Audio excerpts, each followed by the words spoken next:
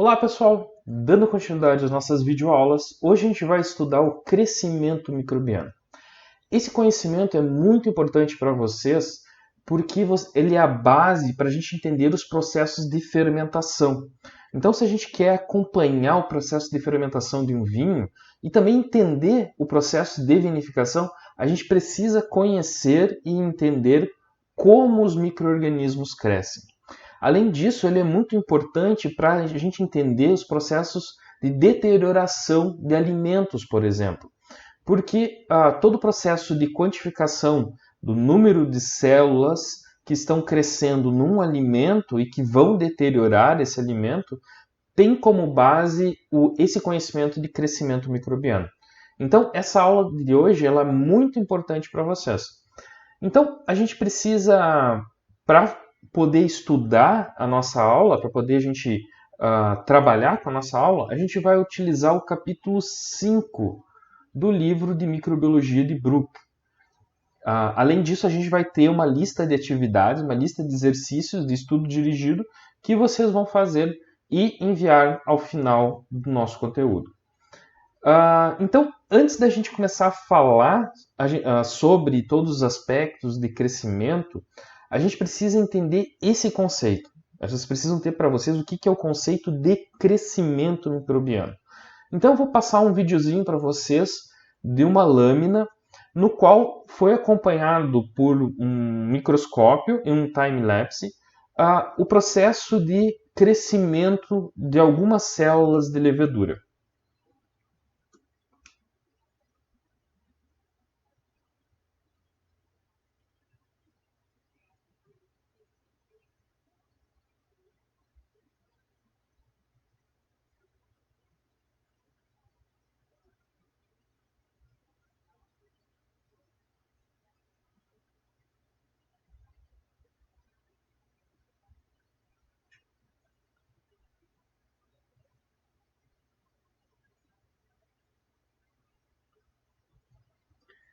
Perceberam o que é conhecimento? O que é crescimento? Bom, crescimento, o que ele é? É o aumento de número de células. Então, crescimento, vamos chamar de delta NC, é o aumento do número de células, ou seja, a variação do número de células inicial pelo número de células final. Então, perceba que aqui no início eu tinha poucas células. Eu tinha 1, 2, 3, 4, 5, 6, 7, 8, 9, 10, 11, 12, 13 células. Então, aqui eu tinha 13 células iniciais. E ao final desse meu vídeo, haviam mais de 100 células. Se vocês quiserem, pode pausar o vídeo para contar. Mas havia um número muito superior a 13 células ao final de um determinado tempo. Então, crescimento microbiano está relacionado ao aumento do número de células. Então, a variação do número de células ao longo do tempo. Então, isso é crescimento microbiano. É o aumento do número de células ao longo do tempo. A gente não pode confundir crescimento com o aumento do tamanho do indivíduo. Algumas pessoas trazem esse conceito que um ser humano, quando cresce, ele vai aumentando o seu tamanho. Mas para a microbiologia, esse não é um parâmetro correto. Para a gente avaliar o crescimento do micro-organismo, a gente tem que avaliar o aumento do número de células ao longo do tempo. Então, guardem esse conceito para vocês. Então, para a gente começar a entender o crescimento celular, a gente tem que entender como se dá esse aumento do número de células. E esse aumento do número de células se deve ao processo de divisão celular. Então, a forma como as células se dividem. Então, é isso que a gente vai começar a discutir agora na nossa aula. É o processo no qual as células se dividem. A gente vai trabalhar a divisão celular de bactérias. A gente não vai estudar a fundo nessa nossa aula a divisão de leveduras. Por que isso? Porque a gente vai estudar processos de divisão de leveduras um pouco mais com mais detalhes quando vocês tiverem a disciplina de microbiologia enológica. Uma das unidades vai ser estudar as leveduras e a forma como elas se reproduzem. Tá? Então, a gente não vai abordar nessa disciplina, mas a gente vai abordar na disciplina de microbiologia enológica. Então, na nossa disciplina de hoje, a gente vai trabalhar focados em divisão celular bacteriana. Tá? Então, antes de falar da divisão celular bacteriana, a gente precisa entender que a divisão celular ela é um processo de reprodução dos micro-organismos. Os micro-organismos eles se dividem de uma forma sexuada ou assexuada. E o processo de reprodução assexuado dos micro-organismos se dá o nome de divisão. Tá bom? Então, é um processo de divisão, no qual uma célula vai se dividir em duas. Tá? Esse processo de divisão ele pode ocorrer de duas formas. Ou por fissão binária, ou por brotamento. A fissão binária ela ocorre em bactérias, em arquibactérias, em fungos e protozoários. Todos esses seres vão se reproduzir por fissão binária, onde que uma célula se divide em outra. E as leveduras, alguns grupos de leveduras e de fungos filamentosos vão se reproduzir por brotamento, ou seja, de uma célula pai vai surgir uma célula filho. Tá? É um processo diferente. Vamos dar uma olhada aqui em 2 vídeos para a gente conseguir entender essa diferença entre fissão binária e brotamento. Bom, nesse nosso primeiro exemplo aqui, eu tenho o vídeo que a gente assistiu do processo de brotamento de uma levedura. Então, aquele videozinho que a gente assistiu logo, um pouquinho antes, era do brotamento de leveduras. No brotamento, a gente tem um indivíduo, uma levedura, no qual ela vai emitir um broto. Tá? Ela vai emitir um brotinho. E desse brotinho vai surgir uma célula filha. Então, eu tenho uma célula mãe, uma célula pai, e aqui eu vou ter uma célula filha. Essa célula filha também pode emitir um broto e essa célula mãe pode emitir um novo broto. Então, é um processo diferente, no qual de um indivíduo está saindo um broto. Tá? Vamos dar uma olhada novamente nesse videozinho. Ó. Aqui eu tenho o processo de brotação. Ó, aqui tá vendo o brotamento aqui, ó. Tá vendo? Essa célula teve formação de um broto. Agora a célula se manteve e ocorreu a formação de um novo broto. Agora essa célula, vamos ver, ó, ela está brotando novamente. Essa célula aqui que antes brotou, ó, formou um novo broto. Tá vendo? Então, esse é o processo de brotamento. Tá? Então vamos dar uma olhada no que é o processo de fissão. A fissão binária ela ocorre quando uma célula se divide em duas. Então eu tenho uma célula que se divide em duas, outra célula que se divide em duas. Vamos dar uma olhada num videozinho que mostra esse processo de fissão binária. Ó, uma célula se dividiu em duas, outra célula se dividiu em duas e assim vai indo. Então percebam que são processos distintos. Ó, eu tenho sempre uma célula formando outra. Uma célula se dividindo em duas. Uma célula se dividindo em duas. E no brotamento eu tenho um broto pai que gera um broto filho. Mas o broto pai também vai gerar outro broto filho. E esses brotos podem ficar unidos ainda. Né? Vamos ver novamente o processo de brotamento, de fissão binária.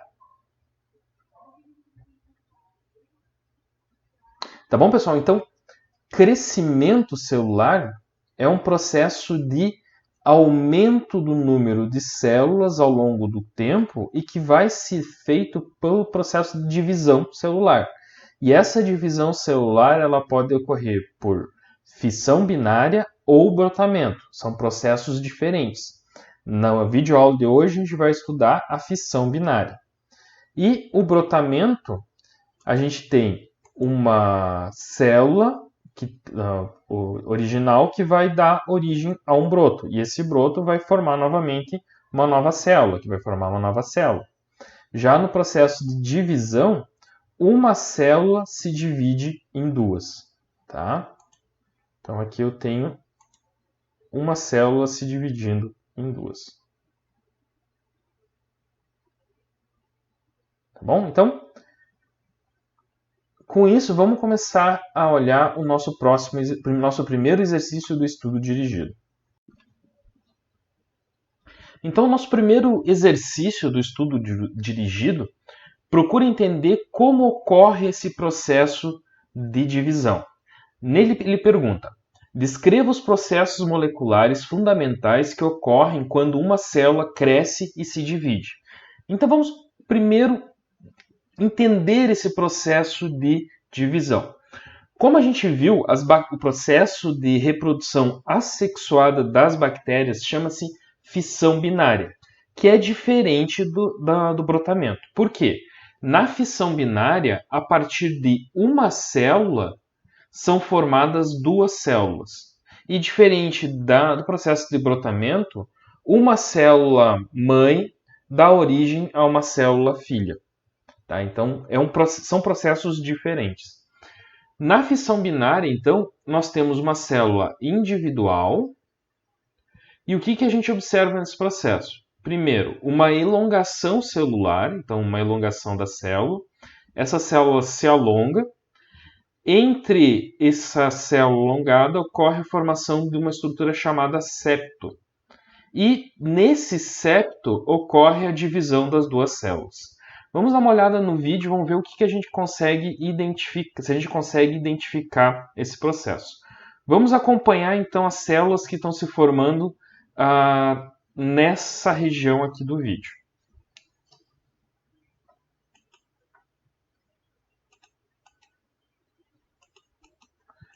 Vamos acompanhar então, olhem essa célula. Viram que ela aumentou o seu tamanho, ocorreu uma elongação?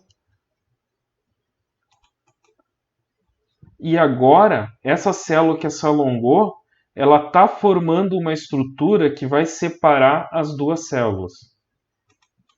Ó, percebo que ocorreu a separação de duas células e elas já começaram a se alongar.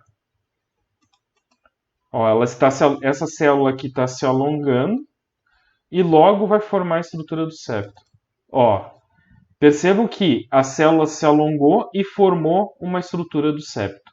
Então, esse é um processo que ocorre de forma rápida. Claro, esse tempo ele depende de um organismo para outro. Tem uns que ocorrem em questão de segundos, mas tem outros que levam minutos para realizar esse processo.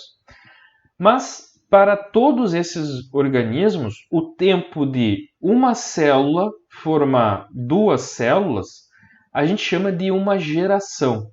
Então, uma geração para micro-organismos é o tempo necessário que uma célula leva para se dividir. Então, o tempo de geração dessas células aqui, ó, vamos acompanhar essa célula aqui que ela está começando o processo de se alongar. Ó, ela começou a se alongar e agora está se dividindo. Percebo que ela se dividiu. Então, esse tempo entre a célula individual, o tempo de alongamento, a formação do septo e a separação das duas células, o tempo que leva todas essas etapas, a gente chama de uma geração. Quando ocorreu isso, ocorreu uma geração, tá? Mas vamos agora então olhar quais são os processos fisiológicos que ocorrem em cada uma dessas etapas. Então, no início, quando eu tenho uma célula individual, o que existe dentro da célula? Nós temos aqui o material genético, né? Então nós temos aqui o DNA da célula, chamado nucleóide. Nós temos a estrutura da membrana plasmática. Na parte externa nós temos a parede celular, como a gente viu na videoaula das estruturas. E além disso, existe uma proteína que recobre, na verdade é um conjunto de 3 proteínas que recobrem de forma espiralada toda a dimensão da bactéria. Então, essa estrutura que é chamada proteína min, ela recobre toda essa estrutura de todas as células. Existem 3 tipos de proteína min: a min C e min D, que elas ficam nas partes polares, ou seja, nas extremidades da estrutura da célula, e a min E, que ela fica no centro da célula. Então, o início, esse processo de alongamento da célula, essa etapa aqui, o que ocorre, né, durante essa etapa?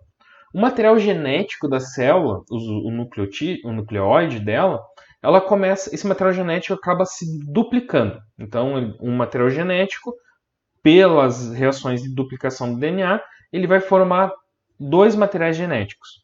E esse processo também ele multiplica, ele aumenta o número de proteínas, ribossomos, estruturas que tem dentro da célula. Isso faz com que a célula comece a se alongar. Então, nesse processo de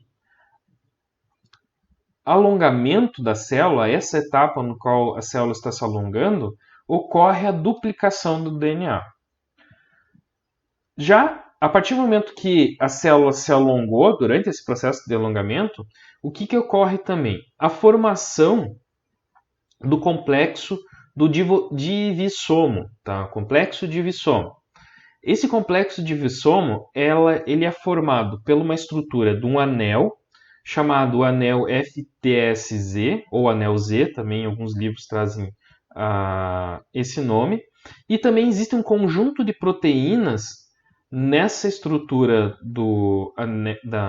que está ligado ao anel, que forma esse anel Z, tá? FTS. Eu vou chamar de anel Z, tá? Eu sempre chamei de anel Z, na verdade, quando eu estudei em outros livros eu chamava de anel Z. Esse anel ele vai se formar a partir dessa estrutura da proteína min E. Então, essa estrutura aqui da proteína min C, D e E, mas na porção que tem a estrutura da proteína min E, vai ocorrer a formação desse anel. E a partir desse anel aqui, da estrutura desse anel, que vai começar a se formar a membrana plasmática e a parede celular do micro-organismo, da bactéria. E quando tiver formado essa estrutura da membrana plasmática e da bactéria, quando ocorre a formação do septo, a partir disso tu consegue ter a separação das 2 células. Então, nesse local onde que eu tenho o divissomo, é o local onde vai, a partir dele, ocorrer a formação do septo. Então, no nosso próximo exercício, ele pede para descrever o papel das proteínas presentes no divossomo. E, além disso, ele pergunta se a camada FTSZ vai se formar antes ou após a replicação do cromossomo. Então, a gente precisa entender inicialmente que o complexo do divossomo ele está recobrindo toda a parede celular das bactérias. Então, ele envolve toda a célula. Ela está ligada em toda a extensão da parede celular. E esse complexo do divossomo é formado por um conjunto de proteínas. É formado pela proteína ZIP-A, a proteína FTSZ, FTSA, FTSI e FTSK. Cada uma dessas proteínas vai ter uma função no processo de divisão celular. A principal proteína é a proteína FTSZ, que durante o processo de polimerização dela, é ela que é responsável por formar o anel, no qual posteriormente vai ocorrer a formação da parede celular da membrana plasmática. Então, o anel FTSZ ele vai ser polimerizado e é ali que vai ocorrer a formação da membrana plasmática e da parede celular. Já as proteínas ZIP-A e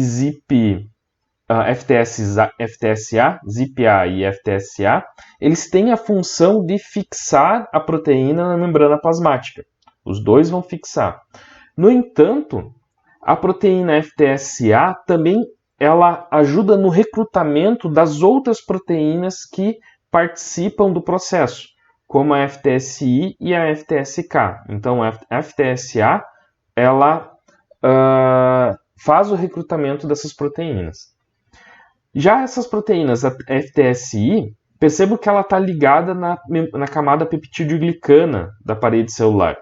Então, essa proteína FTSA, ela ajuda na polimerização, na formação da membrana da parede celular, principalmente da camada peptidoglicana. Então, ela é responsável por formar a camada peptidoglicana dentro dessa estrutura que vai formar o septo. Então, essa proteína FTSK vai formar essa porção aqui da camada peptidoglicana, vai ser responsável por essa síntese. Além disso, essa proteína ela é sensível à penicilina.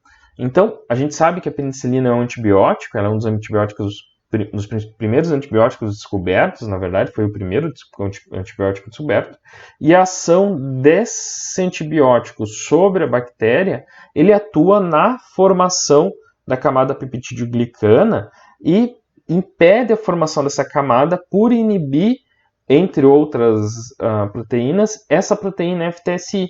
E ela faz com que essa estrutura da camada peptidoglicana não ocorra, não se forme, impedindo que ocorra a divisão das células. E, por fim, nós temos a proteína FTSK, que ela vai atuar na separação dos cromossomos. A gente sabe que os cromossomos dentro da célula, no processo de elongação, a gente viu no exercício anterior, que esses cromossomos eles se duplicam.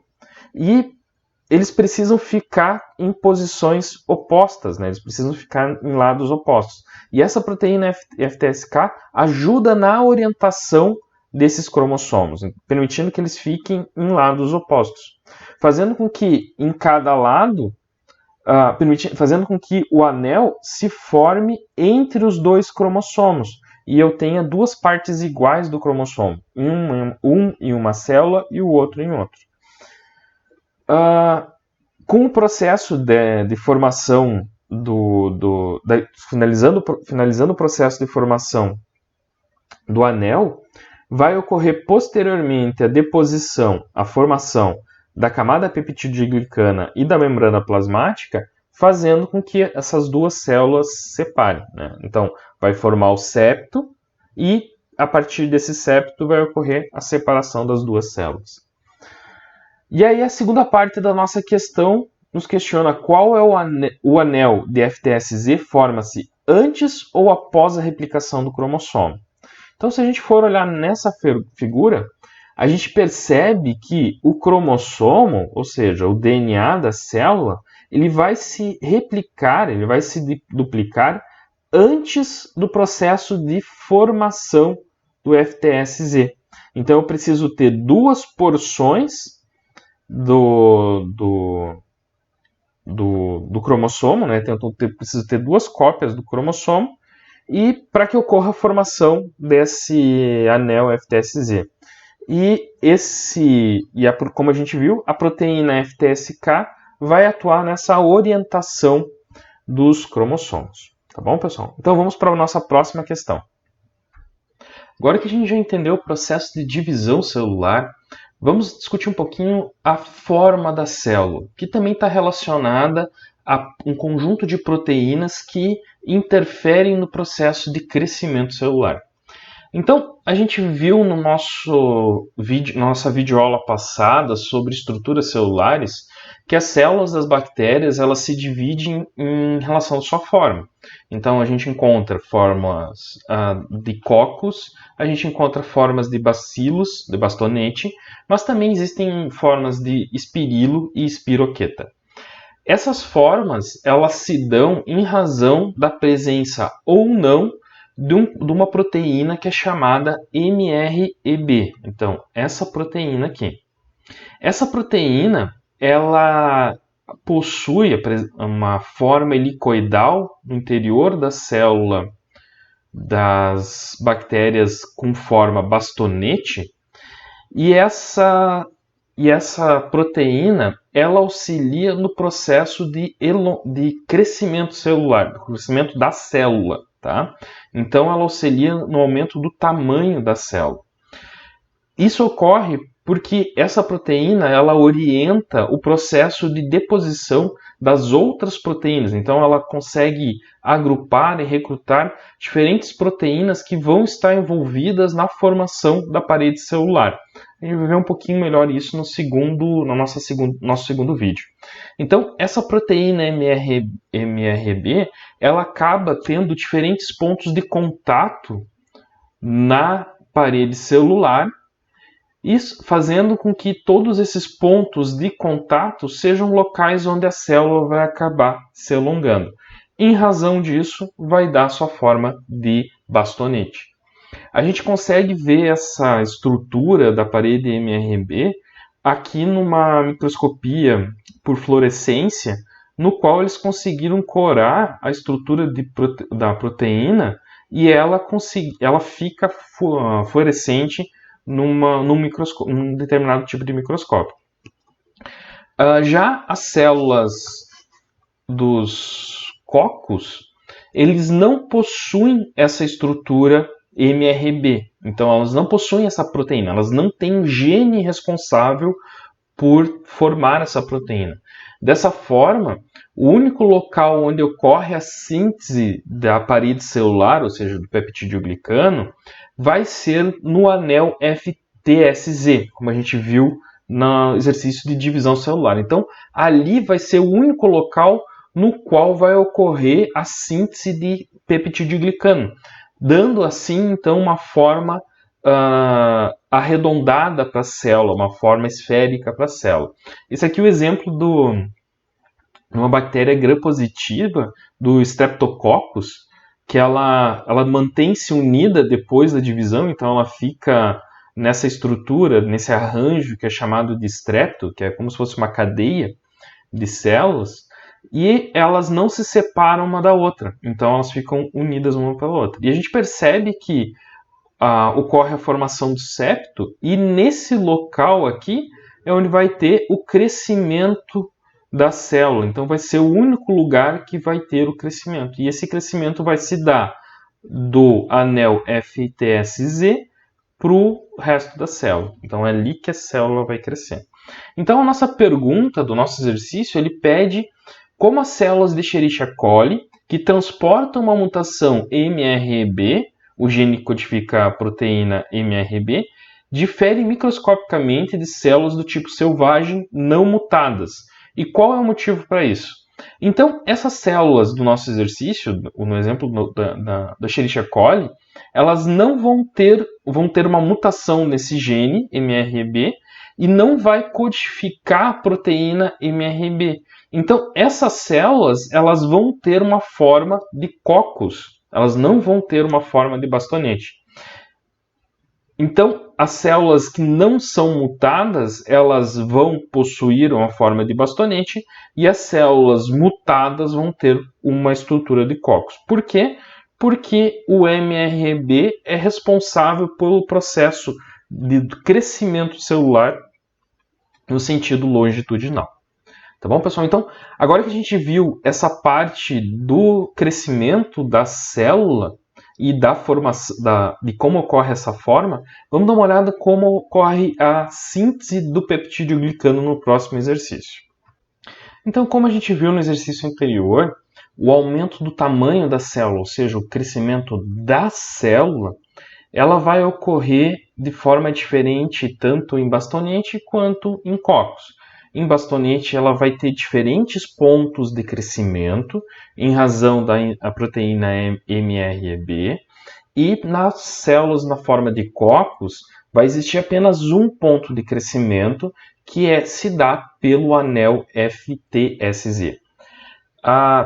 Então, mas independente desse tipo, se for um bastonete ou se for uma célula de cocos, em todos esses locais de crescimento, nesses pontos de crescimento, vai ocorrer o quê? A formação do peptídeo. E é isso que pergunta o nosso próximo exercício. Ele pede para descrever como novas subunidades de peptidoglicano são inseridas na parede celular em crescimento E como o antibiótico penicilina mata células bacterianas? E por que ele mata apenas células em crescimento? Então, nesse nosso exercício, a gente precisa entender que esse processo de formação do peptídeo glicano, nesses pontos de crescimento, ele vai se dar em 3 etapas. A gente vai ter primeiro uma primeira etapa, no qual uma enzima chamada autolisina, então essa enzima aqui, autolisina, ela vai quebrar essa camada peptidoglicana nesses pontos de crescimento, então nesses locais específicos. E é uma quebra controlada, ou seja, não ocorre de forma desordenada. Após isso, um álcool chamado bactoprenol, que é essa estrutura desse álcool aqui que a gente tem nessa representação, ele vai carrear, ele vai levar os precursores de peptidoglicano, ou seja, ele vai levar a estrutura que vai formar a camada peptidoglicana. O que vai ter nessa estrutura? O ácido N-acetilglicosamina, né? Então aqui eu tenho o N-acetilglicosamina, e vai ter também o ácido N-acetilmurâmico. Então vai estar também ligado. E também vai ter um pequeno peptídeo, pequeno polipeptídeo ligado ao ácido murâmico. A gente viu isso, a composição química da parede celular do peptidoglicano, da camada peptidoglicana, na disciplina de estruturas. Então, se ficarem com dúvidas, dê uma revisada no vídeo passado. Então, esses precursores do peptidoglicano é como se fosse uma pequena parte da estrutura da camada. Então, esse bactoprenol aqui, ele vai ter essa estrutura do álcool que ela é hidrofóbica. Isso significa que ela consegue entrar e ficar embebida na membrana plasmática. Ela não tem problema de entrar ali dentro e ficar ali. E ela vai levar, então, ela vai entregar essa estrutura dos precursores do peptídeo, que vai ter o ácido murâmico e vai ter também o N-acetilglicosamina, tá? E também a pequena cadeia de peptídeo. Percebam que eu tenho a cadeia de peptídeo aqui. Então, vai ocorrer então uma segunda enzima, que é chamada da transglicolase, que é essa enzima aqui, ó. O que ela vai fazer? Ela vai promover uma ligação glicosídica entre o ácido glicosamina, aqui, o N-acetilglicosamina, desculpa, com o ácido N-acetilmurâmico. Então, ele vai unir o G com o M. Então, ele vai fazer essas ligações glicosídicas aqui. Tá? Então, isso vai ocorrer nessa segunda etapa. Eu vou ter o álcool bactoprenol, que vai levar os precursores da parede celular, vai entregar esses precursores da parede celular, e a enzima transglicolase vai fazer a ligação glicosídica. Então, eu vou estabelecer essa ligação aqui.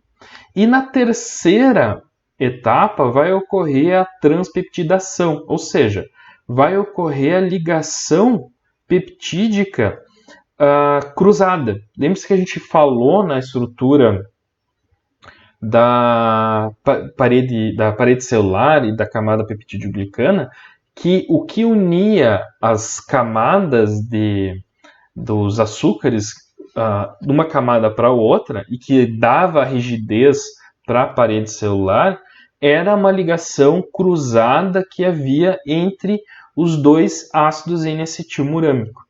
E esse tipo de ligação ela variava se fosse uma bactéria gram-positiva ou uma bactéria gram-negativa. Então, nessa terceira etapa é o momento no qual vai ocorrer essa ligação. E quem vai fazer essa ligação? Bom, a gente viu no exercício anterior, que existe uma proteína chamada FTSI que vai atuar na formação da camada peptidoglicana. Então, é nesse momento que ela atua. O que essa proteína ela vai fazer? Ela vai fazer a ligação peptídica entre uma cadeia e a outra. Então, ela vai fazer a transpeptidação. Tá? Então, o que ela vai fazer? Ela vai unir o aminoácido de alanina com o ácido diaminopimélico. Eu sempre tenho dificuldade de falar esse nome. Do ácido diaminopimélico, que é o DAP. É esse aqui, ó. Ácido diaminopimélico.